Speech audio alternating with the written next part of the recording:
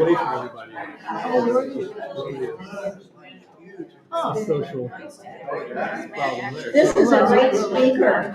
It's making me stand very straight and tall. I don't want to change it because it's just right for Rich, I think. So we're just gonna do it like this. Thank you, everyone, for coming today. I think I'm neglectful sometimes that I don't always thank all of you, but you're appreciated.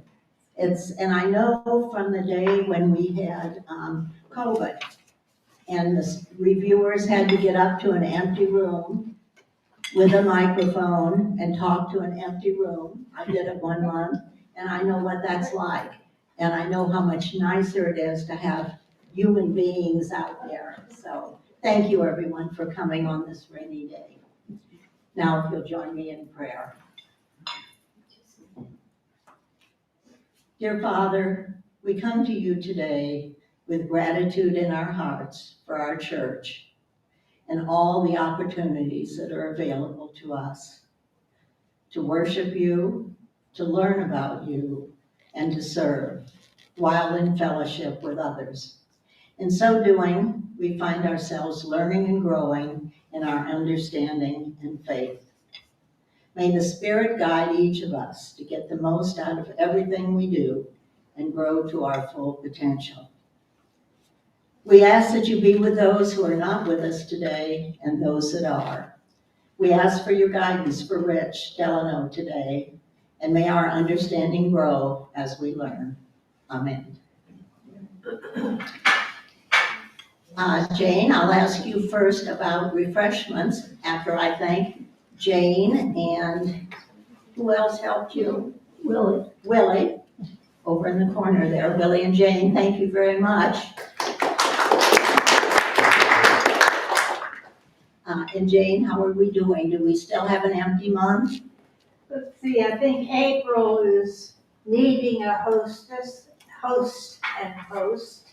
Okay, and we very often have a couple people that work together. We always do, don't we? Generally have a couple people. So if anybody's interested, there's a sign-up sheet on the table for April, or talk to Jane or I, either one also.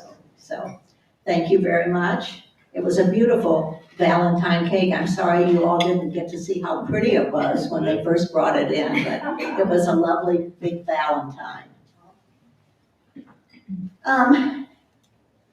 Very excited to have the Delanos with us today. We have both Linda and Rich. And I have to just tell you, take another couple minutes to tell you on a personal note how excited I am to have 2 more Buckeyes down here with us. And I have to just tell you a little background. Linda grew up 1 block from where I grew up in Columbus, Ohio. Now, there were a few years between the 2 of us when we were there, but we were a block apart. Rich was raised in Cincinnati, Ohio, and we had an overlap of time there. Jim and I lived there for 20 years after we were married. He lived in the same area where we went to church, and he'd walk by our church going to school. And so we have that in common. They now live very close to about a block away from where our daughter lived for 10 years. So we just have all kinds of connections. It's really nice to have you both here. I had to add all that, just not because anybody's interested, but it is a little unusual. The Delanos have been a member of First Pres since 2013. Rich has served as elder, global missions chair, and on the finance committee. Linda has served as the WOC president, among other jobs. So I'm sure many of us know them already. Rich, alma mater is Indiana University. He is a CPA, working most of his career in retail, currently Chief Financial Officer at San Antonio Academy.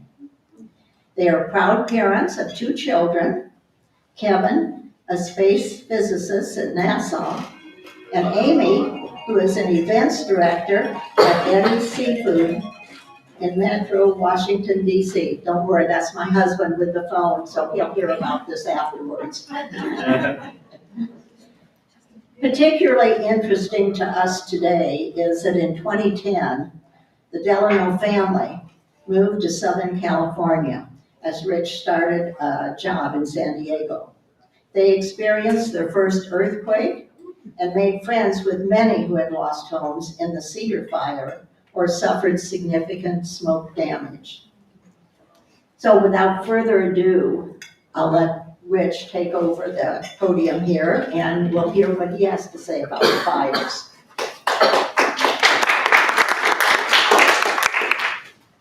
Well, thank you very much. I'm very happy to be here this morning. Hopefully you'll find what I have to say a little bit enlightening. I found the book very enjoyable. I admit it's kind of a long book, 300 pages, but I was able to get through it, and the stories that were shared with us were very enlightening to me.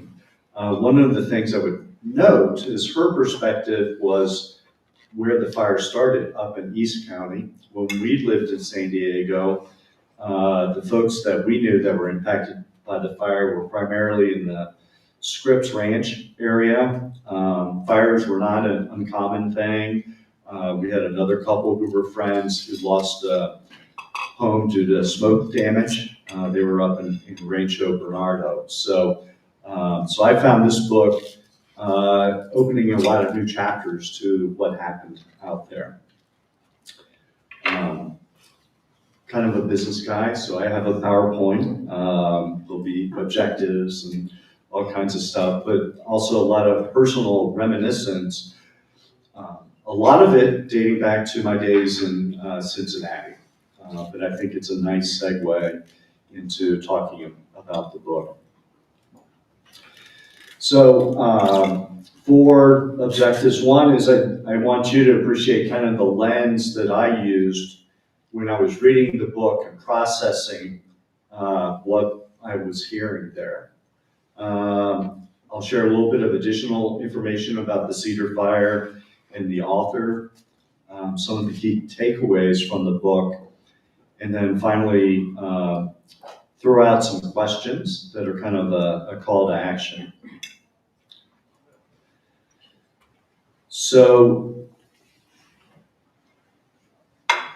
I think this might apply to more than people than just me, but I think we have a fascination with disasters.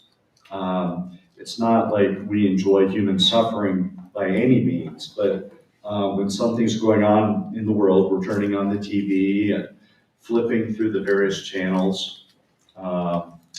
It's pretty normal when there's a major hurricane going on and we turn on the Weather Channel and kind of follow through it. We used to vacation, well, we still vacation in the North Carolina beaches. So hurricanes often come up the coast there. I do remember one year there was a glancing blow from a hurricane, actually while we were there. And one of my memories from that, and it's something that's maybe a little bit different in Texas. Y'all don't have the lightning storms quite like we did up in the Midwest and in the Carolinas, but the beach house just across the street from us got struck by lightning and caught on fire during that hurricane. So I think all of us have been impacted by the news coverage of the LA fires. Different than what we have today, but we all saw the images of the helicopters flying over the fires and lived almost minute by minute as things were going on in LA. Of course, in the last few years, unfortunately, we've had wars in the Ukraine, what's going on in Gaza, Syria, Lebanon. And I like to think that we are more interested, honestly, than the disaster in itself, but the stories of survival that are shared with us in the moment. And I remember watching videos of the LA fires and people talking about going next door, knocking on their neighbor's door, making sure they were safe. There were people who had mobility issues, and, they were pushing them down the streets in wheelchairs. So the human heart is definitely alive and well. We, in this time where maybe we don't always see eye to eye with our neighbors, when things are up against us, we still share that compassion. And we also have empathy for those who lost life and lost possessions.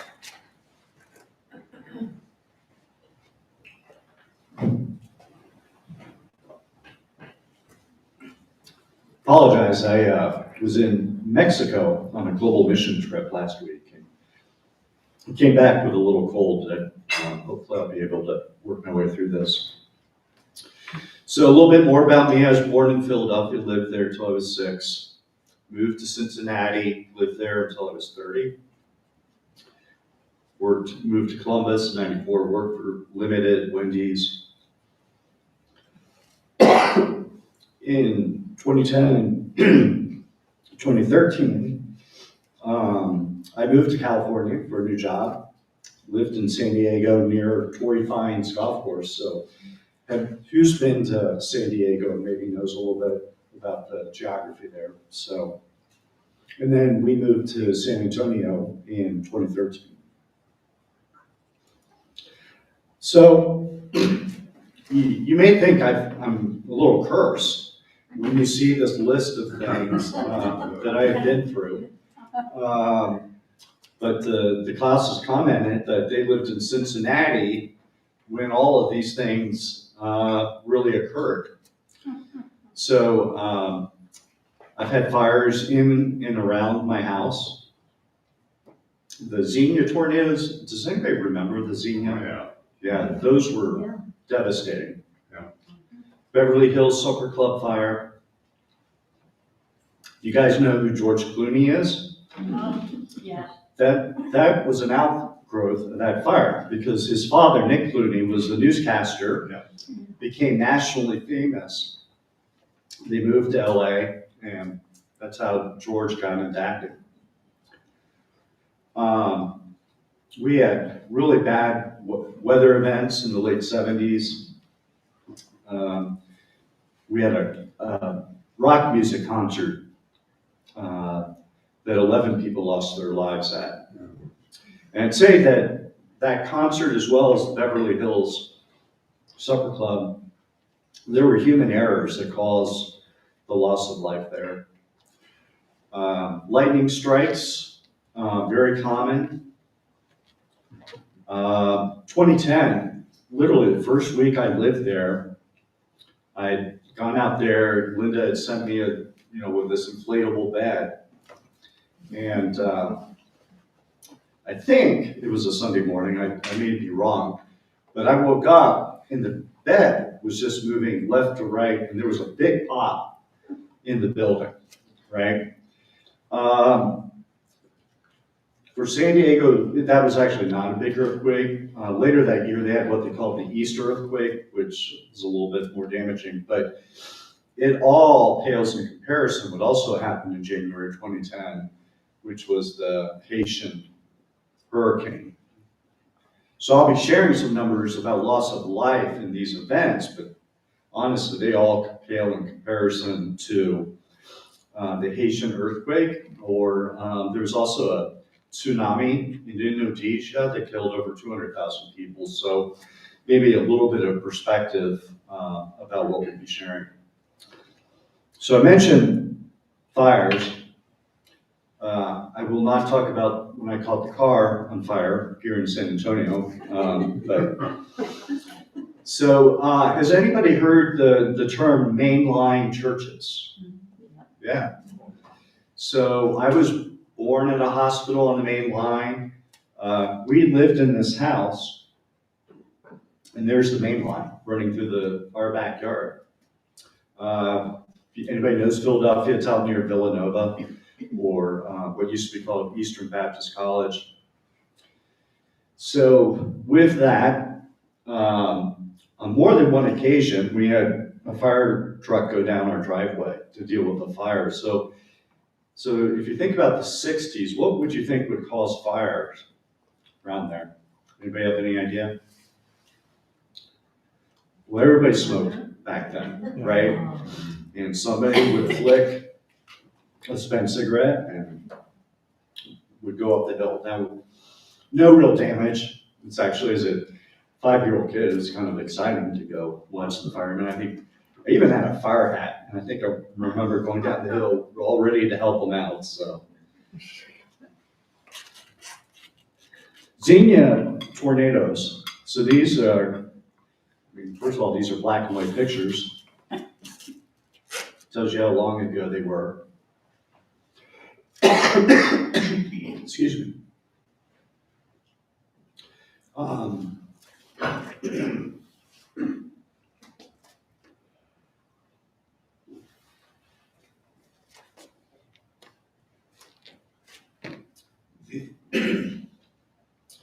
So this is before you had storm chasers and all the coverage. So this is a picture somebody took of one of the funnel clouds going through Xenia.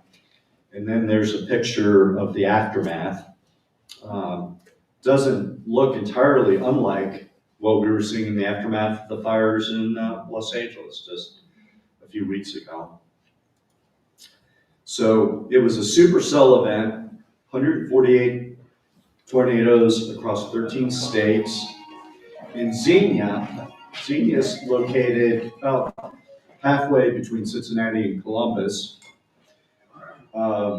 They lost 1,400 buildings, about half of the town. And in the Midwest, you kind of joke that tornadoes always seem to land in trailer parks. But this tornado definitely went through the heart of downtown Xenia. These were brick buildings and were just absolutely leveled. 32 lives were lost, 1,150 injuries. Just in Xenia, there were other things that happened across the whole Midwest from that storm. January of '77, we had a deep freeze in Cincinnati. Do you recall it being really cold up in Columbus as well? I think it was actually, for some reason, colder in Cincinnati than it was up in Columbus, but it was a rough winter.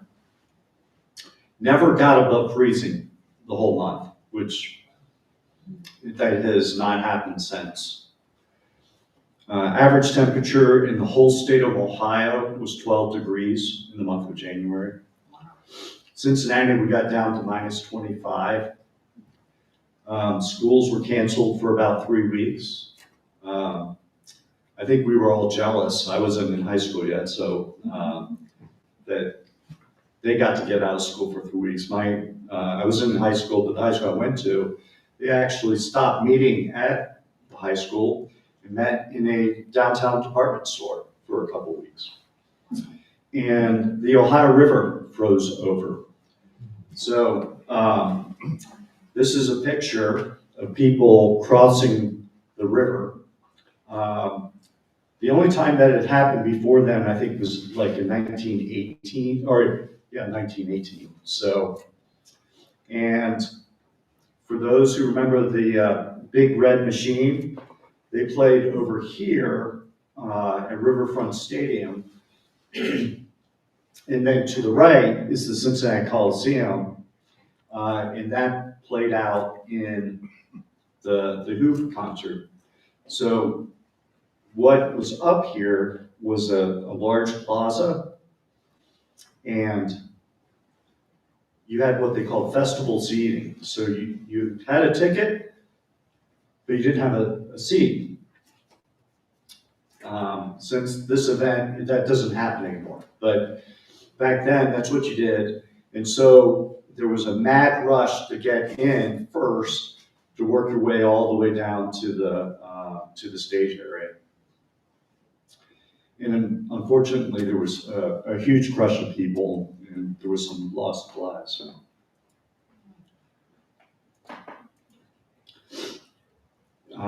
1977, the Beverly Hills Supper Club fire, 165 people killed, 200 injured. You had 3,000 people in a room that was only rated for 150 or 1,500 people. I recall that emergency exit doors were locked. So it was a huge tragedy.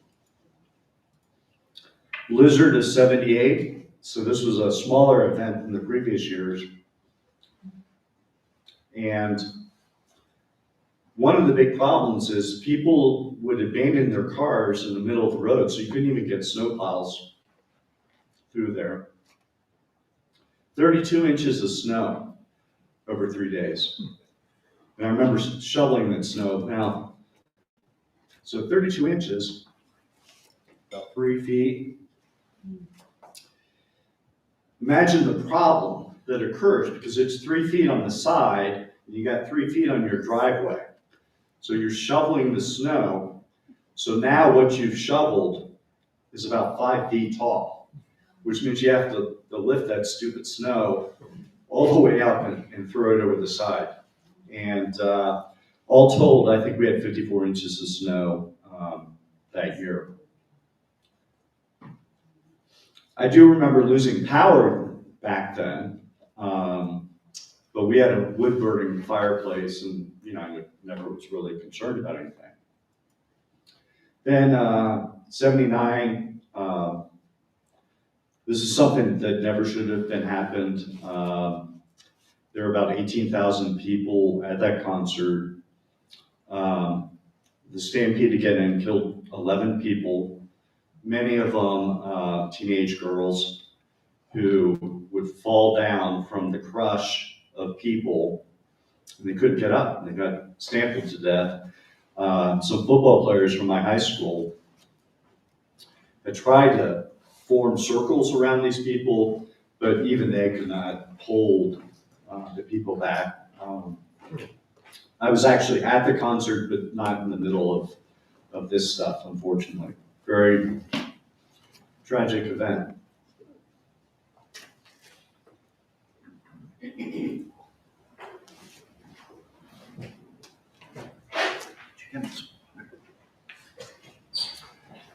So what were my observations from living in Ohio? First of all, tornadoes were pervasive. So when we lived in Columbus, we had a basement, and we always kept an emergency box. Food, flashlights, candles, blankets, radios. We had a battery TV. Lightning strikes. So in my community of Forest Park, growing up, one of the Little League baseball players was struck by lightning. They were coming off the field, but just a little bit too late. Our house in Columbus was struck by lightning once. That was a little exciting. Blew part of the front of the house off, some other damage. And I think there was at least one house that burned in our subdivision. Yeah.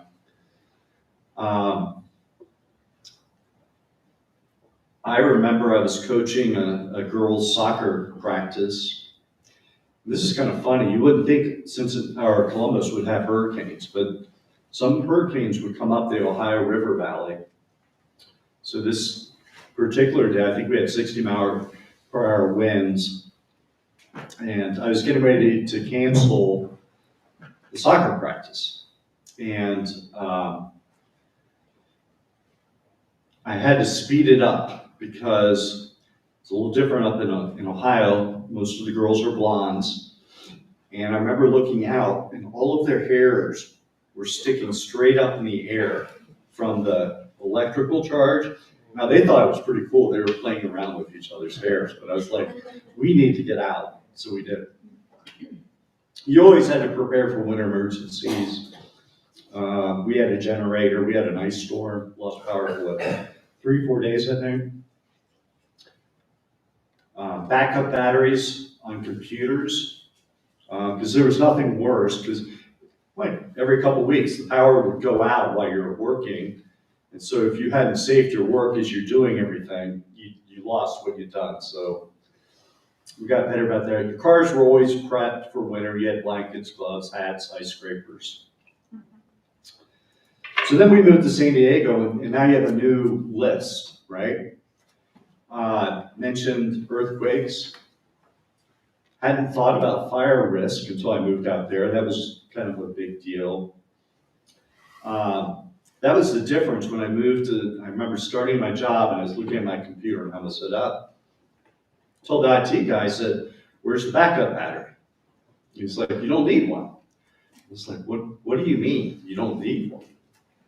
It's like, what do you do when there's a thunderstorm? And he said, well, we don't have those. In fact, I only remember one thunderclap in the 3 years that I lived out there. Thought that was kind of strange, but the irony there is why we lived in San Diego. All of San Diego power or county lost power. There was an event in Arizona that caused everybody to lose power. And it was kind of fun because we were the only house in our neighborhood that actually had a generator. So everybody's else house was dark, but we had the lights on. Santa Ana's. So in the book, they talk about it being the devil's wind. I had no idea what a Santa Ana really was like. I think it was our first year. And sometime in October, we had a Santa Ana event. Our house was like a mile from the ocean, so it was usually pretty constant temperature, like 75, maybe get up into low 80s, never drop below 40. That day, and it lasted a couple days, it got up to 113 degrees. And at that time, our house didn't have air conditioning that we were renting. So that was pretty darn hot. Now, fortunately, being from Ohio, we had backup air conditioning units, so we were able to hook those up and we got through it. Mexican border violence was a concern, honestly. We never crossed the border into Tijuana.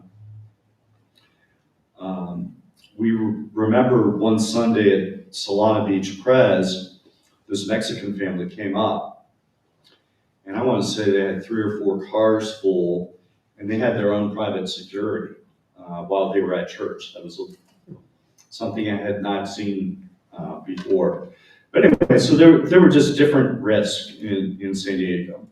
Well, let's move into the book. So who is the author? Her name is Sandra Millers-Younger. She's from North Carolina. She was raised a Lutheran. She attended a Presbyterian church in San Diego. I don't think she ever mentioned which church. Her father in North Carolina was in forest management. She was the editor of campus magazines for San Diego University. It's a little confusing because there are 3 San Diego colleges in San Diego. So you had UC San Diego,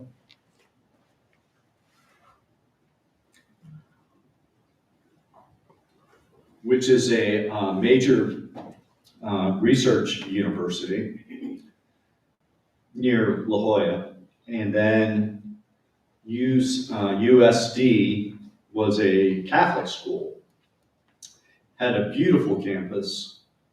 It was about 5 miles north of downtown. Ray Kroc, the main franchisor of McDonald's, was a major donor to the university, so they had world-class facilities. She moved to East County in 2003. They were empty nesters, so about 50 years old. They had get their dream home. Reading the book, she came across to me as kind of a prototypical San Diegan, in that she didn't grow up there, they moved there.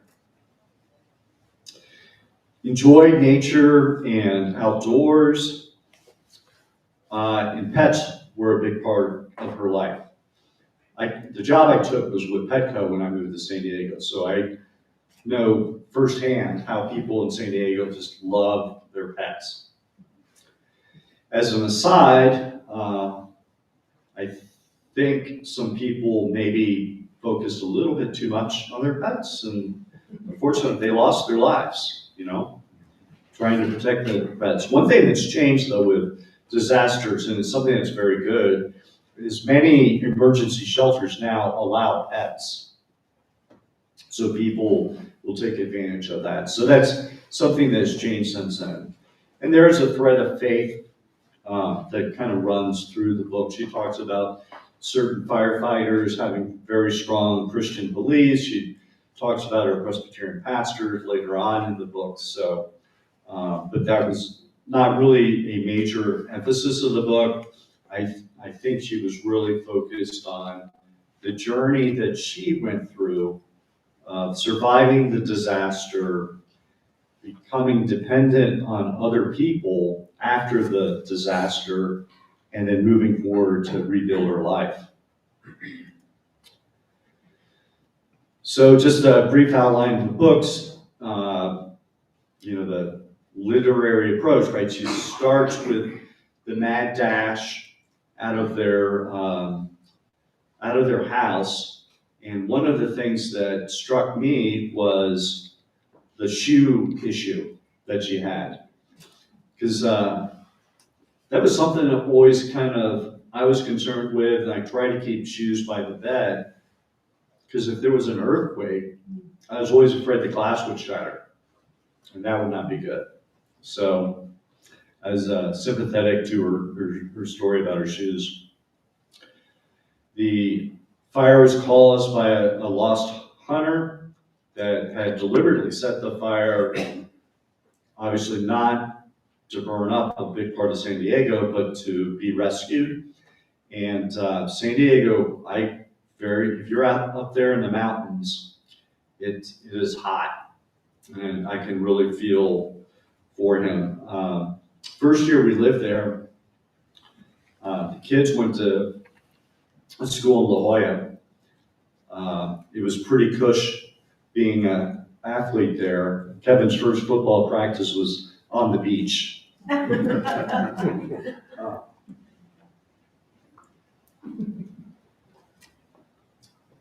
So he was pretty used to working out in 70, 75-degree temperatures. Their first football game was about 15 miles inland at El Capitan out near Lakeside. It was 100 degrees. So in that 15-mile drive, temperatures were 25 degrees higher. So knowing that up in the mountains, I do have some sympathy for being dehydrated, unprepared, and what he did. And I think the author had that sympathy as well. I found chapter 7 very informative, talking about the history of fires. One stuck out to me, this one in Wisconsin. They burned 1.5 million acres. If you're familiar with XIT Ranch, that was around in the turn of the century, and how huge that is. It encompassed many counties. So that was 3 million acres. So one side of that ranch ran 200 miles. So it was about half the size of XIT Ranch. So that major fire. Found the personal stories of the firefighters, the victims, and survivors very compelling. Then the book moves on to her and Bob's story, their experience with homelessness, kindness to strangers, forgiveness, and then their new season. So one of the things we may wonder is, why are fires so bad in California? At the very beginning of the book, I think she alludes to climate change. Kind of taking the politics out of that, climate does change over time. So as I mentioned, Cincinnati had those major winter events back in the 70s. Cincinnati has events like that every 50 years or so. So in your lifetime, you may think, climate definitely has changed. Water is a major concern. She described San Diego as a Mediterranean climate. Average rainfall is 12 inches. We had a drought when we were there. I don't think we got 12 inches any year we were there. Excuse me. In San Antonio, we get 29 inches of rain. My observation is that's an average. Obviously, the last few years, we've gotten nowhere close.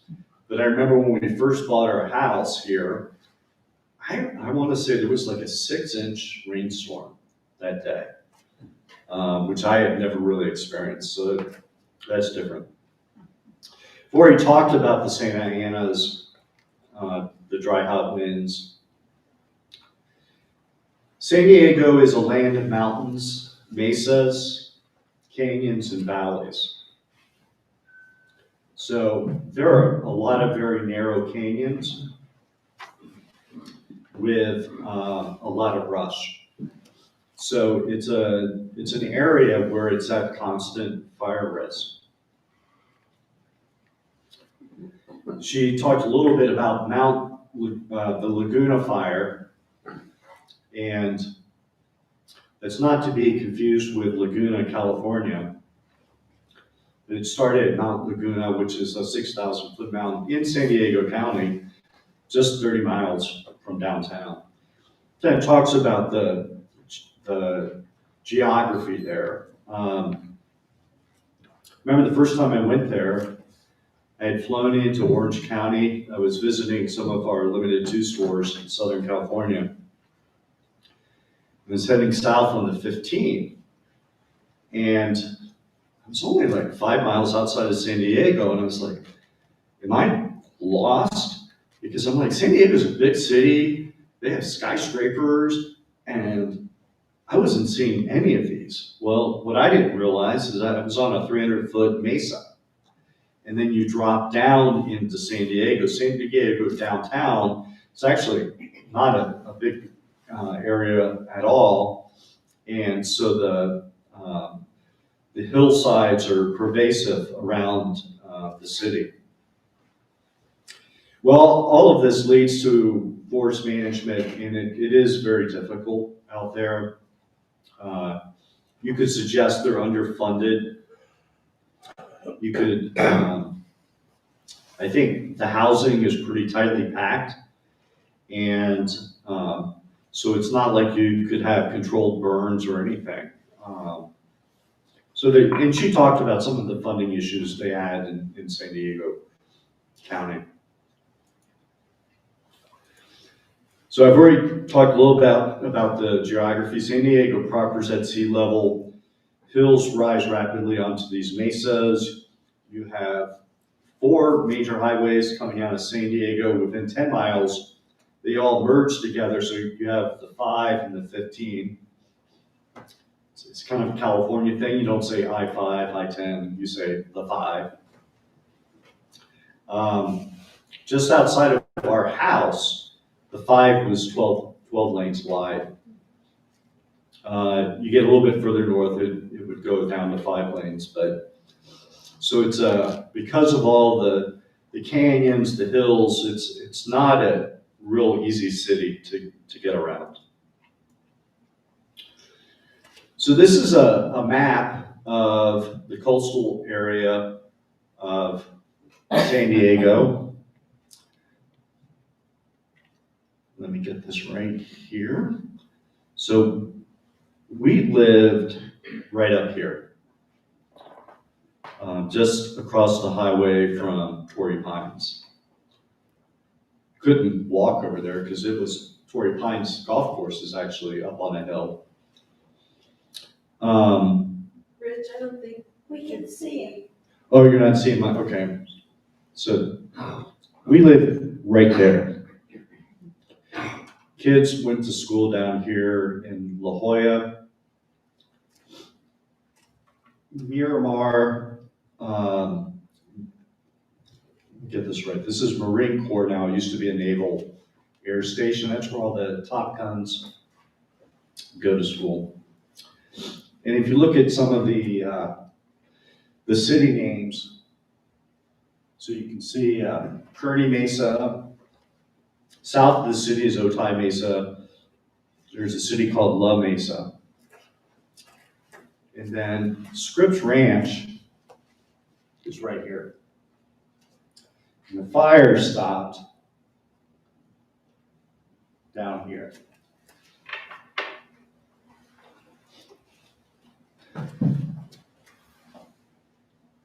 So they're not gonna like it. Let me get on the other side real quick.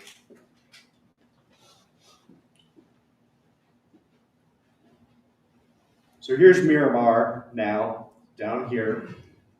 It's on a mesa. Scripps Ranch right here. This is where our friends lost homes. The fire started up here in San Diego County Estates.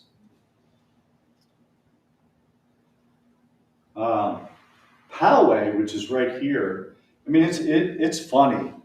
California's not that distant from the Old West, right? So they would have frontier days in Poway. I mentioned my son playing football down here in Lakeside, where it was so hot. They had a place for rodeos at the high school, right? But the fire started up here. The distance from here to here is about 25 miles.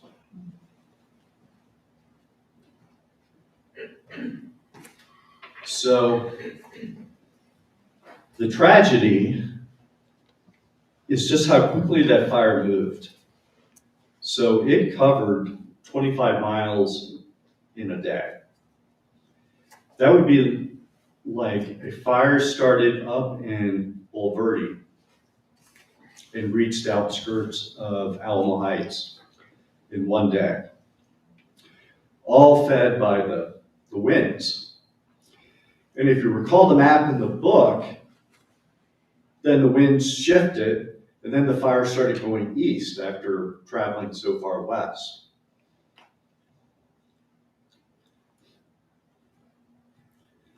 So the cedar fighter, once again, started by a hunter, unintentionally got out of control. Regulations prevented a rapid response. I don't know about you, and I think she did do a good job of addressing this, but I was like, okay, how could you not know where the fire is? Because they had sent a helicopter to the fire to rescue this hunter. Surely they knew where the fire was. I think they said they had transposed one of the numbers, so they just didn't have good coordinates. They weren't as worried about it because the winds hadn't picked up. They weren't allowed to do the chemical drops once it hit 6 o'clock, I believe.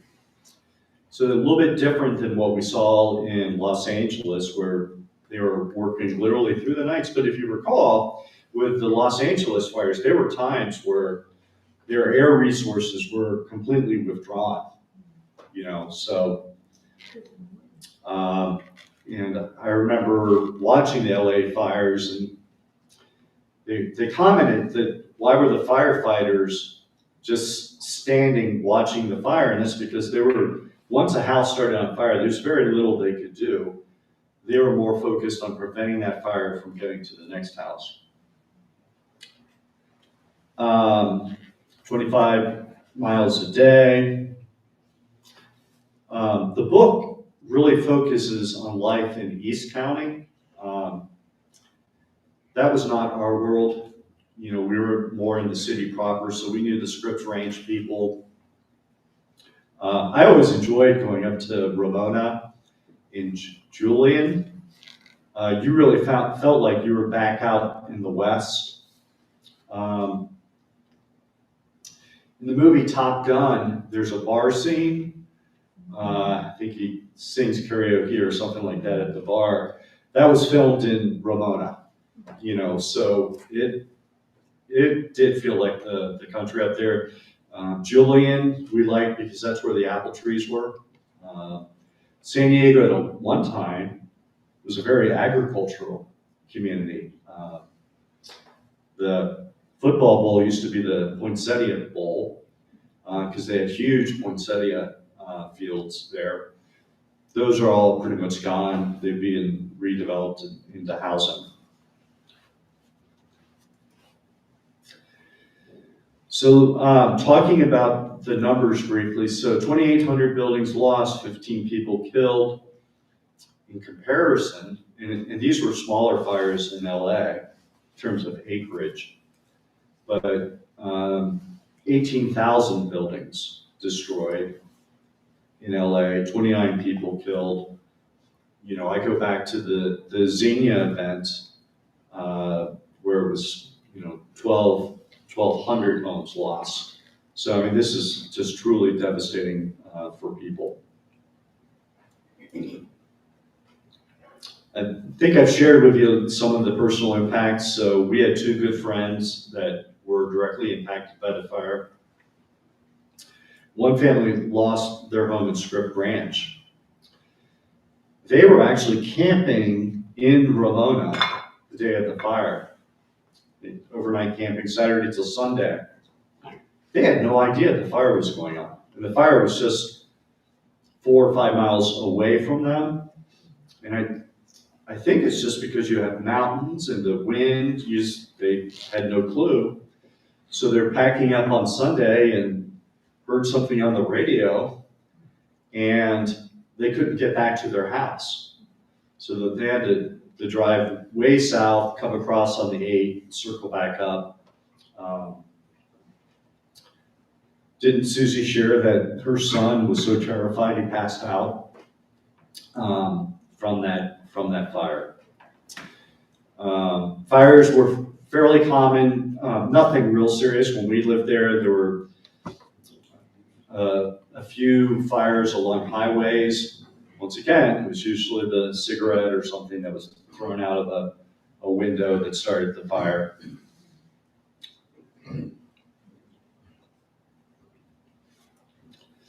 So, what are some of the takeaways? Disasters happen. I shared with you my list. I think you all have your list. Many of them are man-caused. Some are just purely acts of God. So the question is, are you prepared? If you got 5 minutes, what's your plan? If you have 15 minutes, what's your plan? 30 minutes, what's your plan? And then she has a link on her website to her thoughts about the process that we go through to be resilient. First of all, come to a place of gratitude that you survived. Be patient. Believe you'll come back. Accept help. Sometimes it's hard to accept help, but accept help. And ask for it when you need it. And then you really control how you're going to respond to that disaster and keep moving forward. So what are the calls to action maybe you could think about? So are you prepared to lose all of your physical possessions? Linda and I get later in life, and we've kind of realized that a lot of things that we have, our kids really don't care about anymore. So that nice china pattern we got when we got married and the silver, our kids aren't gonna want that. We have the luxury of living in a digital world, so all of our photos are out there in the internet. At the end of the day, I don't think we're defined by our stuff. It's really what's up there in our memories. So do you have a plan for survival and recovery? If I use the term prepper, does anybody know what I'm talking about? Those are people who kind of focus, I would say they almost hope for.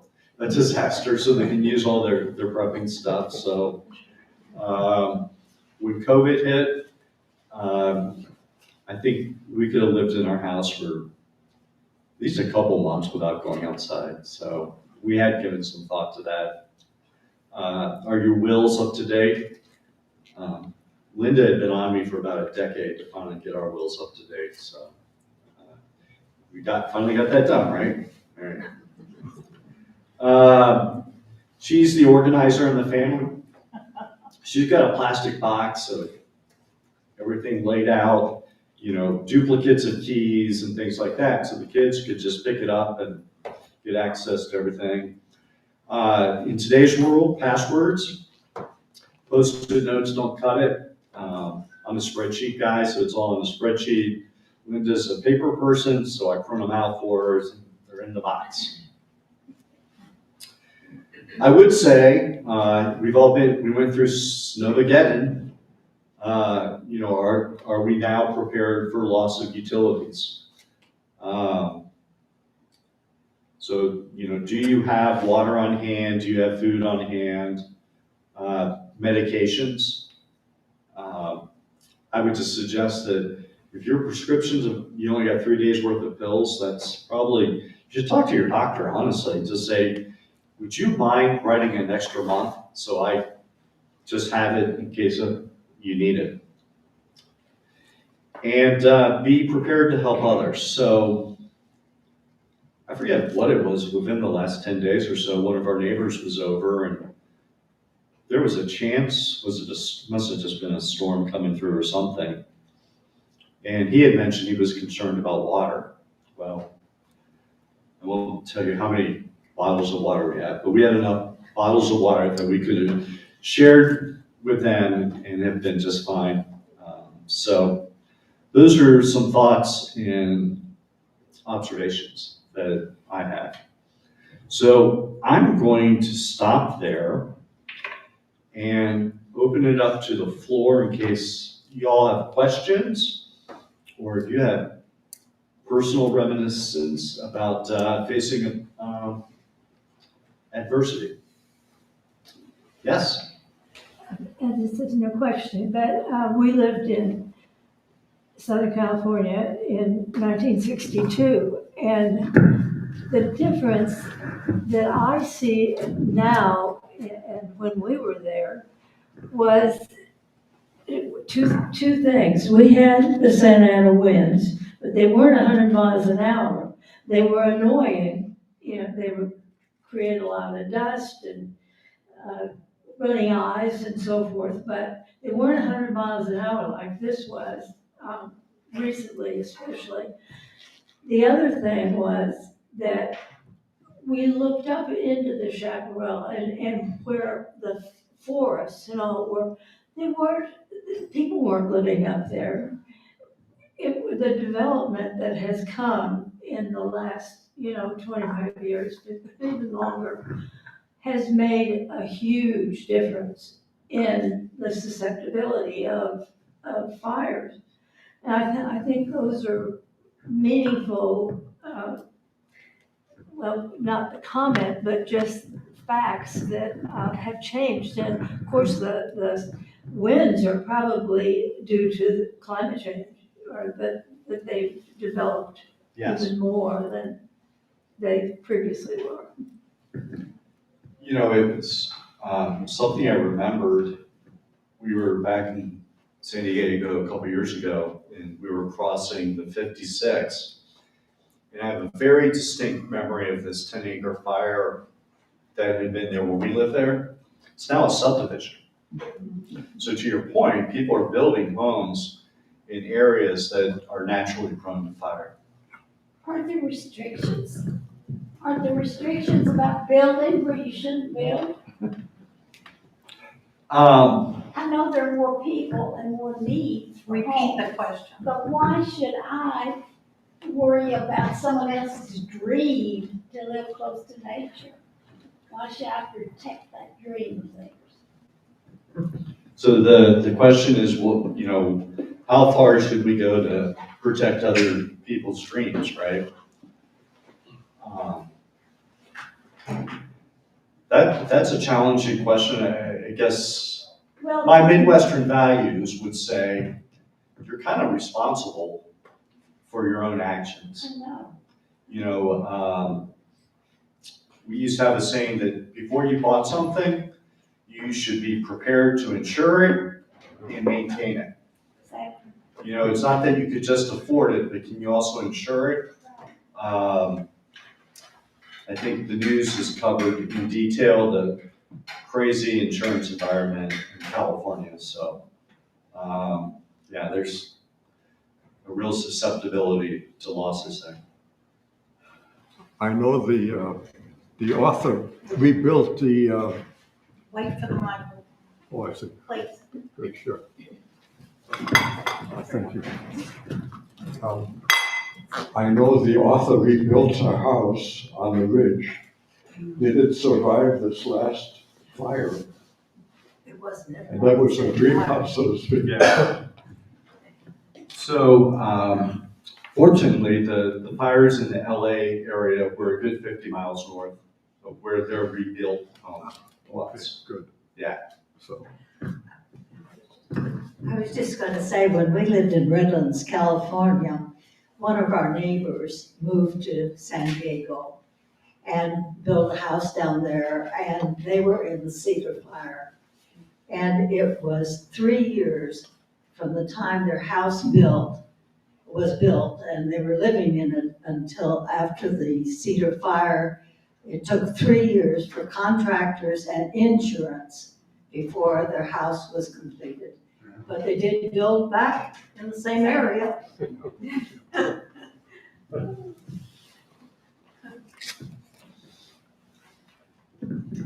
So not last Sunday, but the Sunday before, we had a fire alarm here. I guess you were in Mexico at that time, No, I I'm guess. You're here, oh, okay. Yeah. So my point is, and you touched on it, we need to review our procedures. Because out of that came, where is the nearest red fire alarm to pull? Where is it? And we need to know it. I think, let's see, Kay, you were in Sunday school with me, and also you weren't you? Yeah. And so, K-Mentor and KK's and I were in the Sunday school where the smoke started coming through the, light fixtures. And we ran fast. But the point too was, what about Rosemary Bolte and Brett? And Bob even touched on that in his sermon, we need to update our procedures. I don't know how he got out. I suspect Tom Benke and some of them carried his wheelchair down here. Help. Do you have an update on how? Well, they came down, they used the elevator, but they said, don't tell the fire chief. Don't tell them. Well, and that point then is, when is this elevator, these are old elevators, when is that elevator trip to not work anymore? And it wasn't, evidently, but that's the other thing, update your fire procedures, and everybody needs to know where that red fire switch is. Yeah, I think that's another lesson is you can never really be completely prepared. And even if you are prepared, something will go wrong. So Yeah. we built a new headquarters building in Columbus. And because of the power issues, we had a backup generator that would have kept all of our stuff going for about an hour. Well, then every quarter, you'd have a maintenance inspector come in and verify everything's working. So one day, we had a major power outage, and we're like, hold it, none of the lights are on in the building. What's going on? So apparently the maintenance inspector forgot to turn the system back on after he had done everything. So, and I think that's one of the things she felt a little bit like, because that house had been built to pretty good standards, that they thought. And do you guys remember the part in the book though about the fire overcame this one house, and their only recourse was to jump in the pool. And it was a little creepy because they were talking about all the animals were in there and snakes. And I don't know what I would have done, but it's like, oh my gosh. All the bugs. Yeah, so. Linda had something.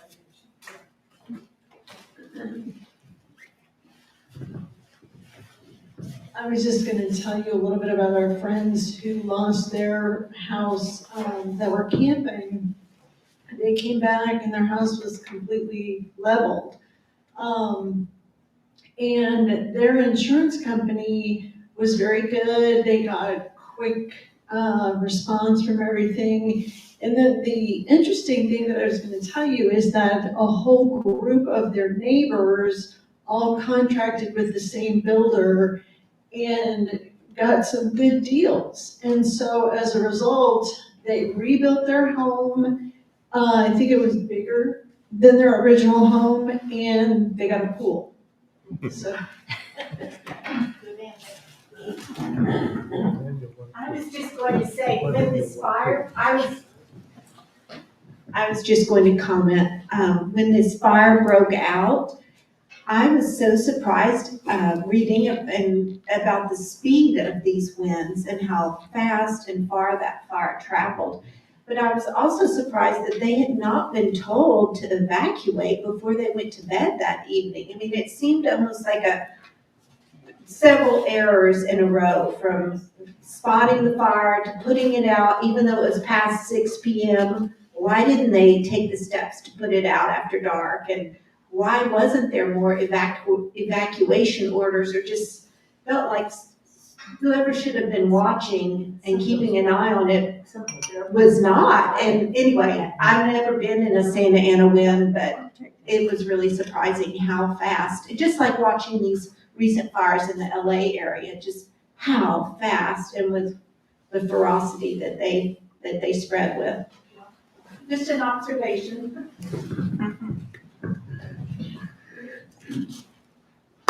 Okay, well, thank you. Definitely enjoyed giving this presentation, certainly enjoyed the book, and appreciate you allowing me to share a little bit of my experiences. Thank you, Rich. We really enjoyed it, and I'm sure it probably passed through other minds. We're pretty fortunate in Texas, really, are we not? It doesn't mean things can't happen and things don't, but, you know, I think we're pretty lucky as far as natural disasters or even man-made. We're very fortunate. I enjoyed all the memories from the Midwest and all. And Jim and I lived in homes, not the same one, but we lived in homes that were both struck by a tornado, and also we were struck by lightning more than once. So they're really, you know, there aren't many. This is as safe a state as I think there is to live in. So we're glad we're here. Thank you very much, Rich. We really appreciate it. And next month, it'll be the same date, the 11th in March. And Jane Hansen will be back with us again this year to do 13 Moons, which is a very interesting book. So I hope you'll all give that a thought about reading. Okay, and thanks again for coming, and happy Valentine's Day. Thank you.